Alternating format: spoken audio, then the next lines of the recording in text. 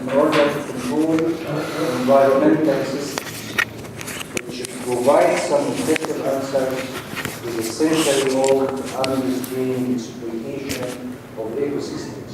We were discussing also the three challenges facing humanity in the 21st century, which is mostly energy, food security, and environment. And all these factors are affected by the ecological issues. The seminar provides a forum for promoting and stimulating discussions on green and growth-oriented responsible entrepreneurship as key drivers to economic and social change, societal change. It seeks to show that entrepreneurship is in an ecological context might offer a real opportunity to achieve true sustainability at a local, regional, national, and international level. So looking at ecology and good stewardship and also the ecological changes needed to promote the sustainable development of our environment. Professor Ken Ganakan is one of India's well-known educators, environmentalists, and theologians. He brings together a variety of experiences as he travels all over the world, speaking at workshops, seminars, and conferences. He teaches at universities in India and in other parts of the world on various subjects as management, environment, education, theology, and philosophy. He holds an undergraduate degrees in chemical engineering from Osmania University in Hyderabad, India, and the Council of National Academic Awards in the UP, and PhD in philosophy from King's College, London University. He is currently president of the ACTS group of institutions, which includes primary and secondary schools, colleges, and private universities. He is also chairman of LEAD's Program for Environmental Awareness in Schools in India, and president and vice chancellor of the International Council for Higher Education in Switzerland. He is the author of several books in philosophy and theology. His book, Trees, Poems on the Environment, is used in various schools. He is also the editor of Peace Magazine, India First Environmental Magazine for Schools. It's my pleasure to introduce the guest speaker. Thank you. Thank you very much, Professor Saraf. I really appreciate being here. I've been looking forward to coming to the Caribbean, particularly to the Trinidad, for two reasons. Number one, I'm an Indian, and I know a number of my Indian folk have migrated this side for centuries. Not that I've lived for centuries, I may look like that. But the other reason is cricket. You know, cricket is something that is the Indians are passionate about. And we follow the West Indies and the teams that come there very often. As you've heard from my introduction, it's hard to pin me down to any one thing. And I come from a very wide range, therefore, of interests, of disciplines. And recently, Oxford University Press has accepted and finalizing my manuscript on integrated learning. Because of my wide and diverse interests, I put together a lot of thinking from American, from English, from Indian educationists, and have really come up with this whole philosophy of integrated learning, which is not new to, to people who know the education world, but it's a number of innovative, interesting things that I have picked up and pieced together.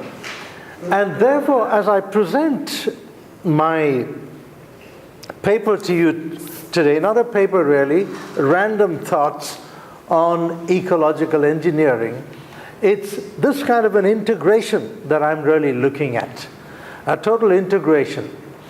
Now, for reasons of having to look at this, if you permit me, I will sit down. Is it okay if I sit down? I need the permission from you guys. Okay? Right. I will sit down and make my presentation.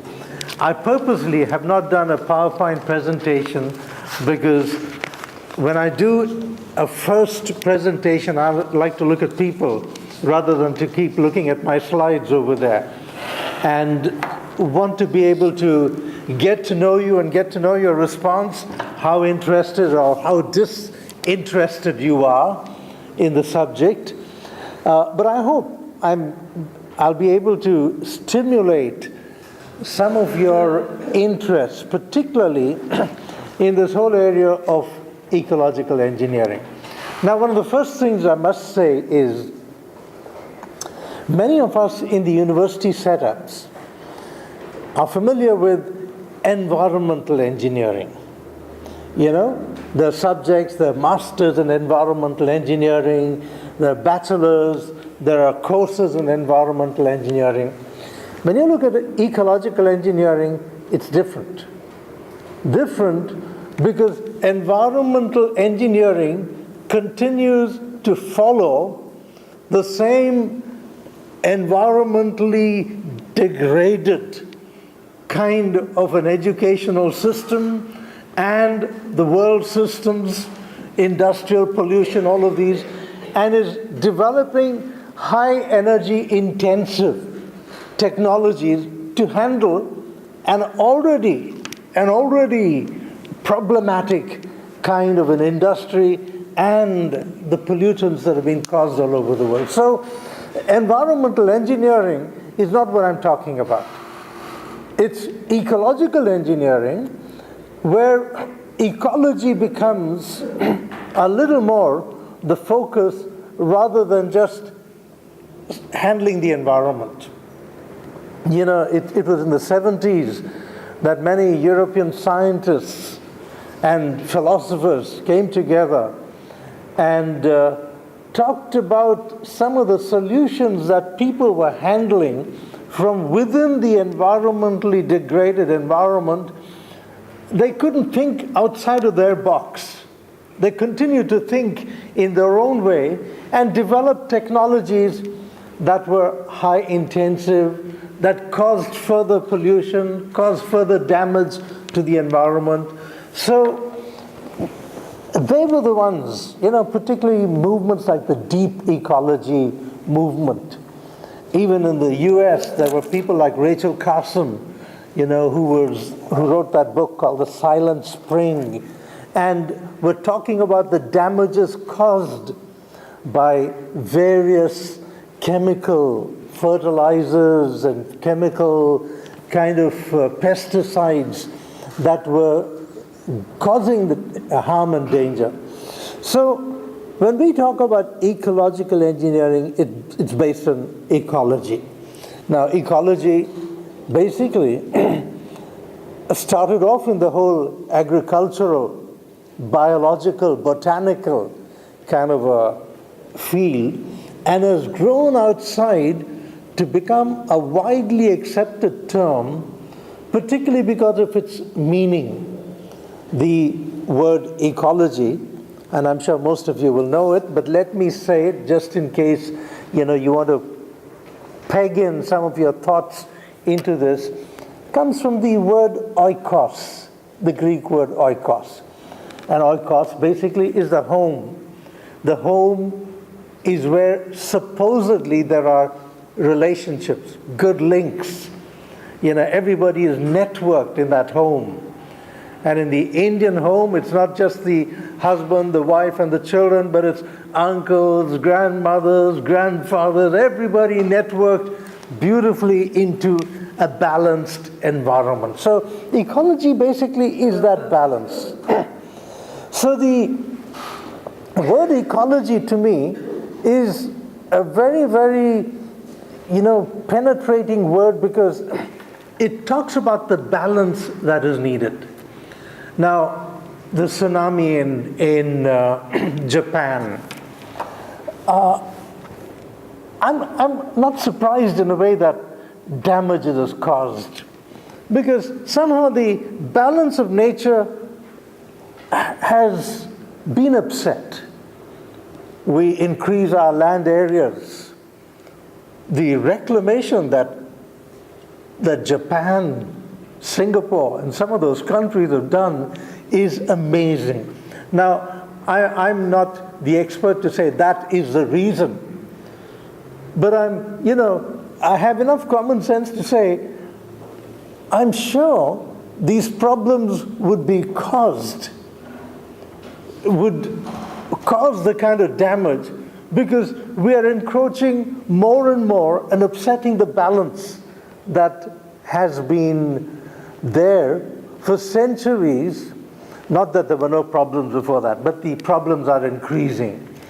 Now, ecological engineering, therefore, was a term that was introduced by an environmentalist, Howard Odum, in 1962, and a beautiful definition which I want to read, from the Center of Wetlands, the University of Florida.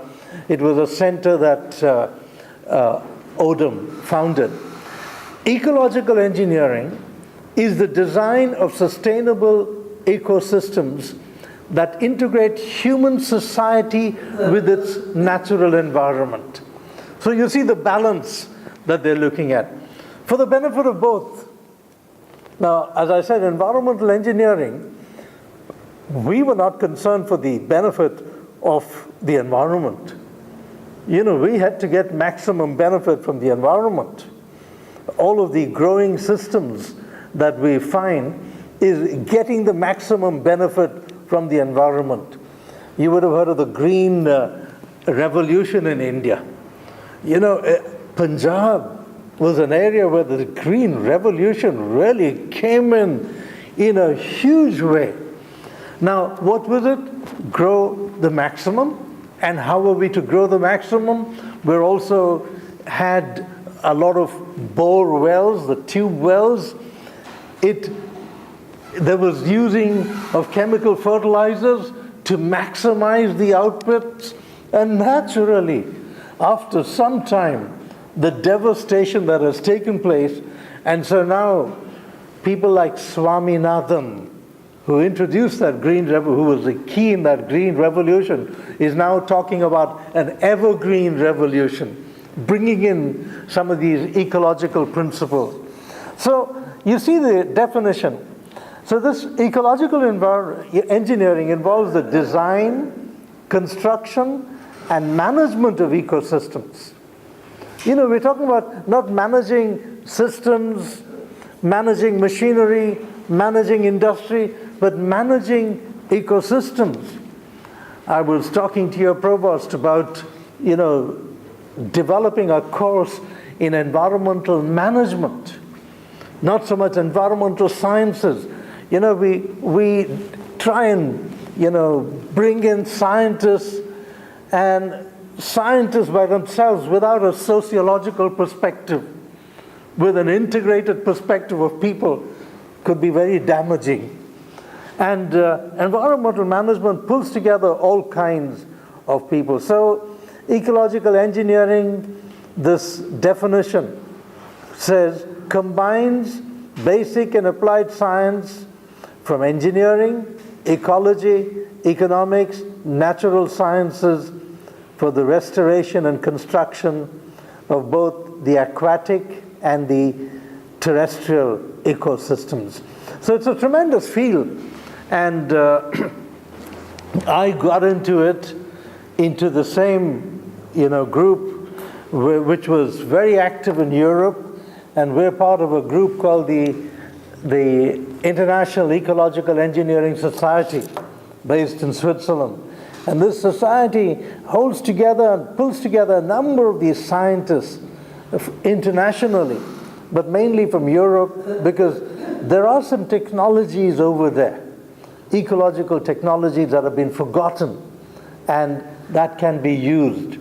Now, some of the things that I have been pressing within this whole movement is, when we look at ecology today, and when we look at the needs of human beings, I used to be very fond of a program over this AXN channel. I don't know whether you get it, AXN, an action channel. There was a program called The Fear Factor. All kinds of things you could see, people being challenged. So I coined what I call the few factor for ecology, for ecologists, for ecological engineers. The three basic needs: few, food, energy, water. Food, energy, water. If we can address these in an ecologically balanced way, develop the technologies that would keep in mind the benefit of both our ecology and human beings, we're going to be really on the path to some tremendous future where we can restore to the earth the kind of God-given environment that we're all should be part of it. Now let me basically rush through some of the principles, some basic principles, and these are the principles I've written out for this center, for this International Ecological Engineering Society. Now, first of all, ecological engineering is ecologically based, and I've been harping about that enough. You should know by now, and I would like you at any time to ask me any clarification, and that is why I would like this face-to-face interaction. The second, principle is that ecological engineering adapts engineering and technology-based solutions. In other words, we're not going back to the solutions that grandpa and grandma used to use. That's not what we are talking about. Of course, one of the things that the European technologists are doing are looking at their own, forefathers, what they used, looking at even what our Indian Professor Thakur would remember you would know some of the things that, our grandparents did that have been forgotten because they felt they were not scientific enough. Yet they're coming back. So ecological engineering is not just going back to those solutions. It is employing all of the engineering and technology that we can today, looking at it very realistically. In fact, I do a lot of development projects. And one of the things I say is, development does not mean anti-technology, anti any of these kind of innovations that have come in the West. We're not talking about going back. We're talking about realistically handling the development, transformation within whatever kind of an innovation, technologies, development that has taken place. So we're not going steps backward. We're handling development wherever people are and trying to take them forward. Third, ecological engineering is based on principles of sustainable development. Now, the United Nations is the one that really brought that word, sustainable development. And so when we talk about development, therefore, the whole question of sustainability. When the UN talked about sustainability, it was really, keeping in mind the needs of the future and utilizing resources in the present. But it's far more than that. Now, sustainability today includes also the whole issue of the triple bottom line. When we talk about ecology, it's interlinked very much with economics. When we talk about ecology, it's interlinked very much with sociology. So those who are studying social studies, social sciences, those who are studying economics, they are hardly looking at ecological issues because there is no integration. So sustainability is looked at in terms of all of these things coming through. Fourth, ecological engineering, as I said, is mutually beneficial for both humans and the environment. That is a key principle. Most of us, one of the biggest criticisms that human beings have got is that, particularly based on the whole Christian doctrines, we have become anthropocentric. And what does that mean? Human-centered. Everything is, what can I get best out of this? How much can I make out of this? So when it comes to raping and looting and plundering the environment, what is the maximum I can get out of it? And we're not concerned. So ecological engineering looks at the benefit. Fifth, ecological engineering is based on integrated systems. Some of the systems that we're talking about in the world today are disintegrated. And that's why this whole question of integration is a whole movement that is affecting management.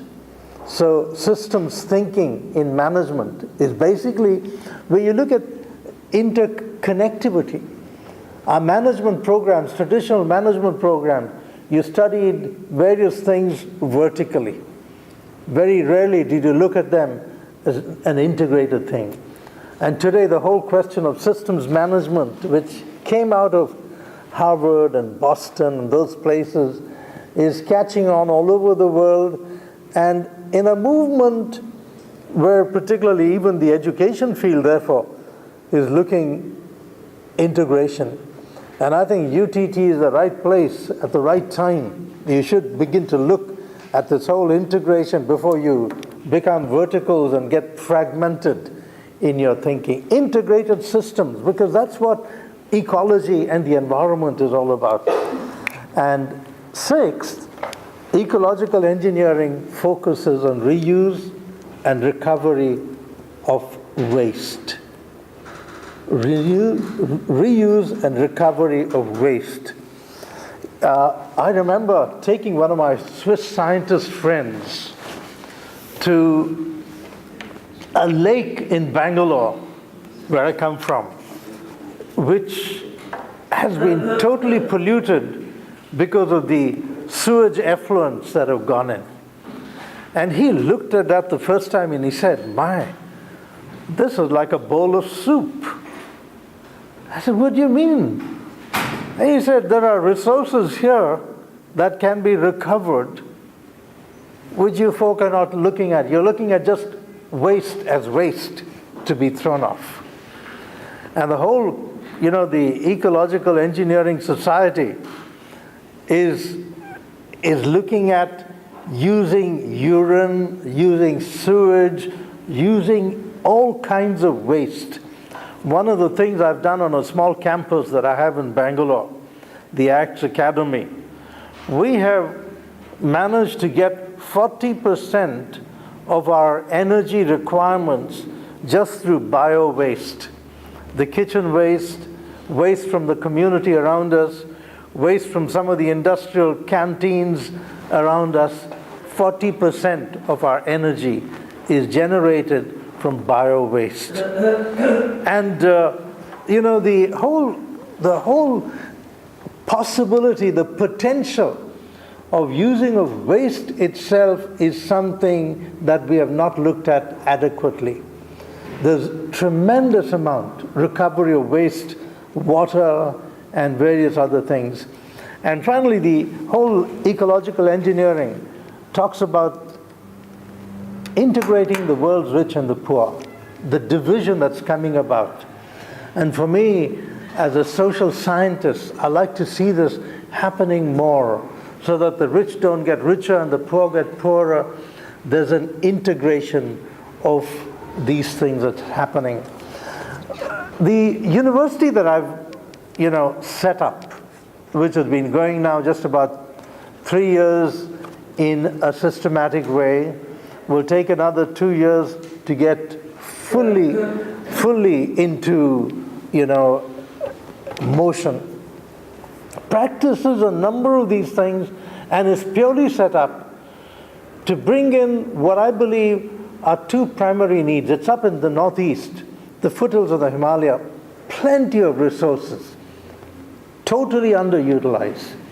The two things that I believe that most Indians need, and most people in the world. Number one, a scientific temperament. A scientific temperament. They need to know something about the scientific underpinnings that our whole universe and its resources, the world's resources, are operating. Number two, an entrepreneurial spirit. This entrepreneurial spirit, whether you're in industry, whether you're doing an arts degree, whether you're doing a social sciences degree, needs to just get in to the psyche of students, of people, so that we can change our world. The whole William Carey University is set up on this. In fact, we ourselves, through a company that we're getting into sort of partnership with, developing a whole aquaculture fish industry. So every student that comes, after about 6 months, doesn't need to be paying any fees. They're earning some incomes as they get involved. Even those who say, I would just like to do social service. I say, okay, get out and do community service, but get the community onto productivity so that they can produce food and vegetables. We have a whole science and technology park being developed, a food technology park, where fish and all of this will be processed, where food and fruit will be processed. So the university is totally integrated into this, environmentally, ecologically sound, and would not lack any resources. In about 3 years' time, we're not going to be looking for any big project monies to help sustain our university. We're going to be generating enough, and all the students who come in there would be benefiting from that. So my whole understanding of integration and ecological engineering is not just a philosophy, it's a reality, and it's something I believe that this country can greatly benefit from.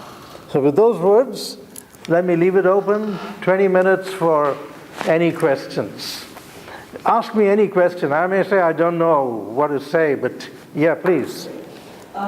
Your Q factor. Yeah. Fruit, not food. Food. Oh, okay, that's Yeah. what I had food, and I just wondered. Food. A fruitarian.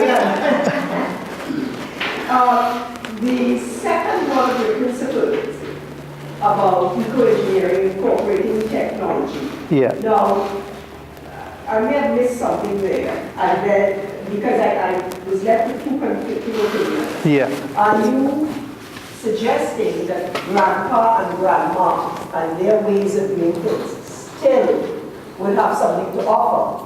Yes. Along with technology. Exactly. Okay, It is that integration.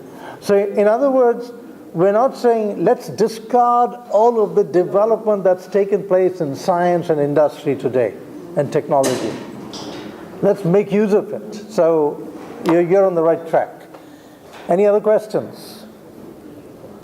So just to take that point a little bit further, when you made that comment, I was thinking of a whole slew of things. For one thing, somebody just said the mosquito repellent that was based on cutting a plastic bottle in half and putting ordinary things in it. Yeah. So, but I remember as you were talking, and to deal with your few factor, lots of people long ago used to purify their water by filtering it through a white t-shirt. And this served to keep out a white cotton t-shirt. This served to keep out, to make water almost potable. You know? So that is something, an excellent membrane there. That is something to still I'm glad you're proposing that we don't jettison everything that was past, because I remember my mother was a very innovative person. With a lot of innovative solutions to things. And I have this strong belief that we still have a lot to learn from generations past. So Definitely. That's what you're suggesting. Good. You know, this whole, the kind of principles, let's say grandma and grandpa used, what was really, in a way, used in the gardens, was recycled. The flushes. The Western flush is one of the world's most destructive inventions. The flush, world's most destructive solution. Flush, the flush system, the Western flush toilet system. You know, it's polluted water bodies all over. It's made hell out of some of the heavenly kind of environment we've had. Now, all I'm saying is, you know, the earlier generations recycled everything and found use for it. Now, on the other hand, we have technologies that could be used.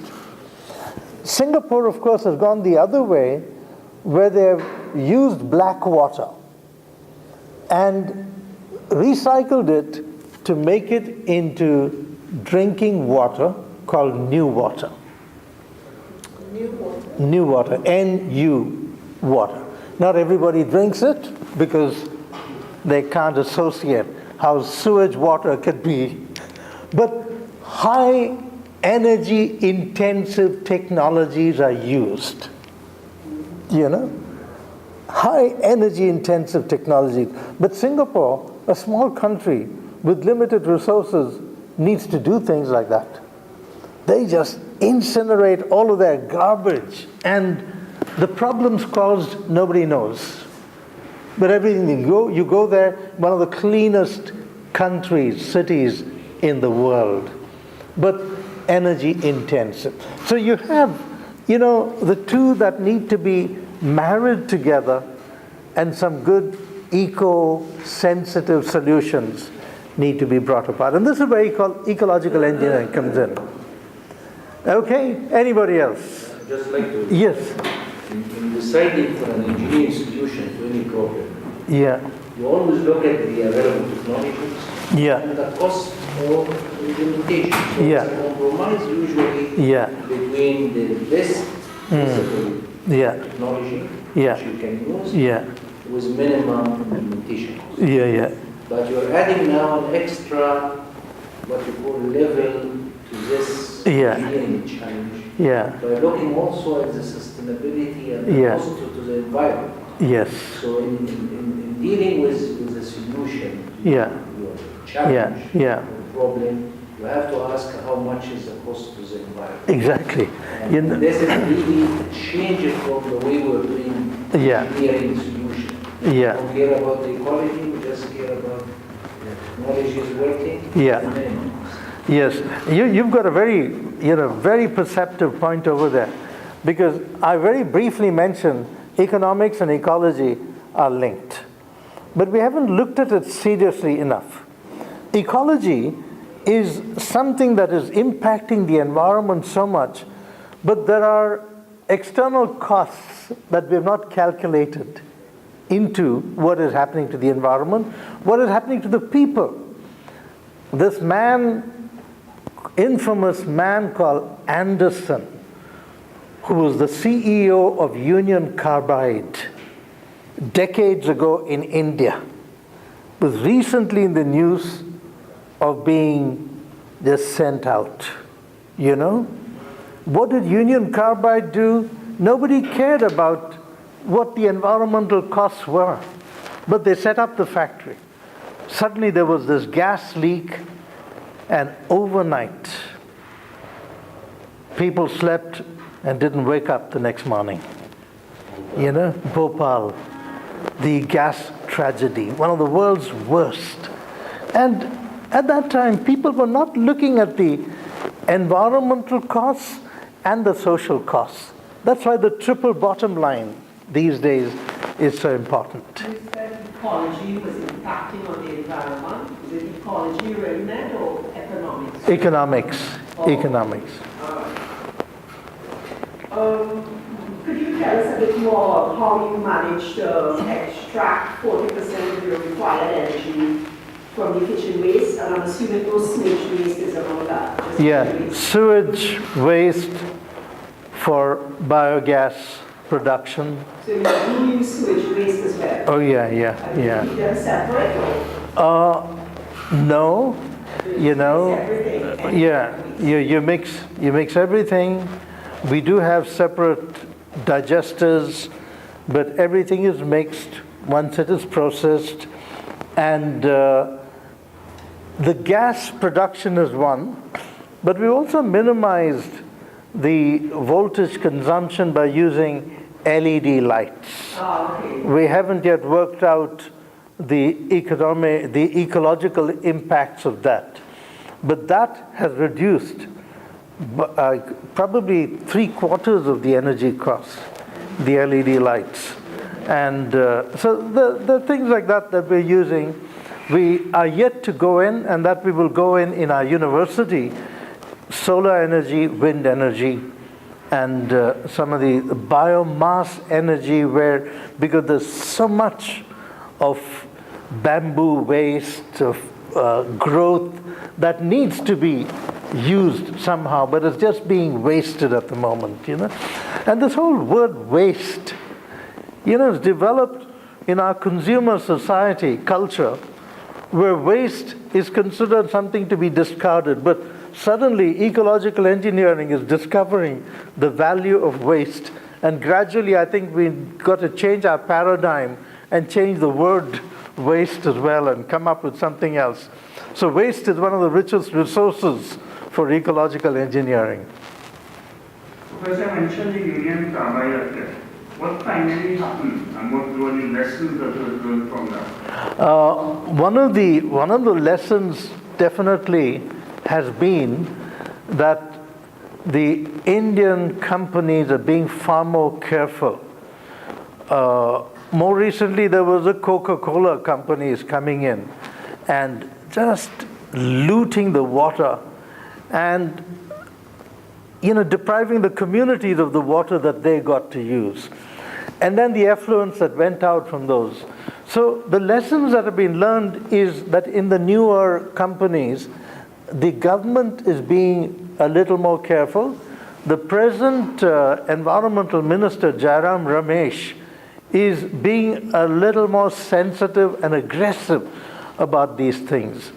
From Union Carbide, of course, I mean, the only lesson they've learned is that if they don't look at this whole societal, environmental, and economic kind of integration properly, there is going to be more and more of such things. So I think India is becoming a little more careful. So that the lesson is as serious. I mean, that was one of the biggest sort of case studies for learning for India. Yeah? Going back to the recent activity in Japan, Yeah. how do you see this being addressed? Because there will be a lot of environmental problems arising out of that. Once Yeah. the radioactive waste is started, Yeah. and the effects of the tsunami itself. What are your thoughts? Now, two separate issues over here. The tsunami, of course, is an uncontrollable kind of an issue right now. Japan was supposed to have the most highly scientific technologies to handle tsunami, and yet they found that they were unprepared.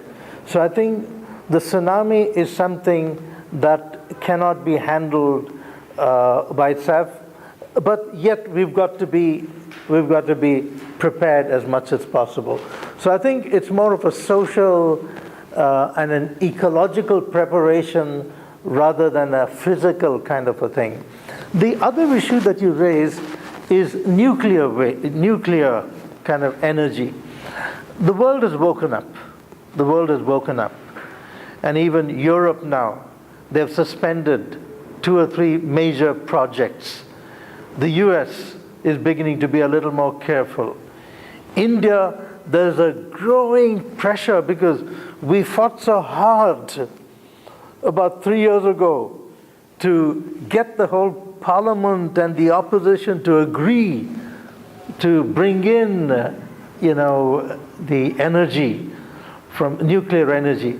And suddenly now, there's a little hush about it. So the world is thinking twice about nuclear energy, which till now was considered the safest. And today, we find that there are traces of that tsunami, that nuclear kind of influence, even in England, in Los Angeles. So that's how far there have been traces of the nuclear impact from Japan. It's like to add here about nuclear.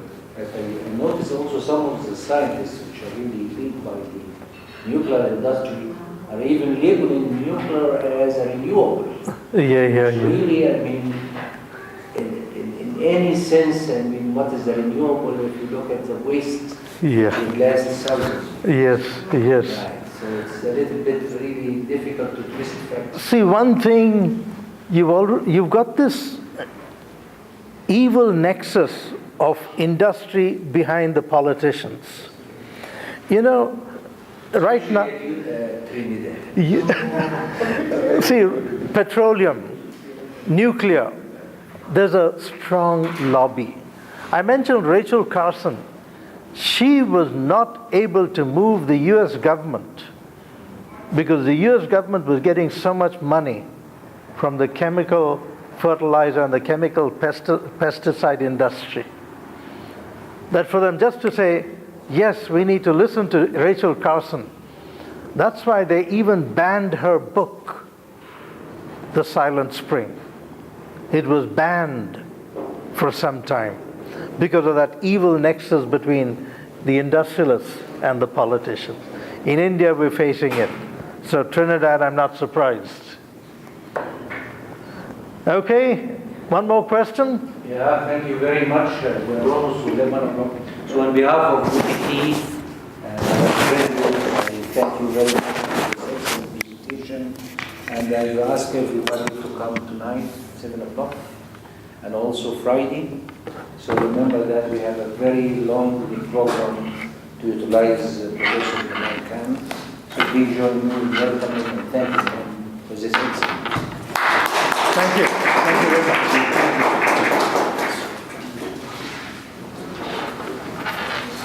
If anybody is interested in having a copy of this, if you're really interested, I'm running low on these, but if you're interested, please come and help yourself.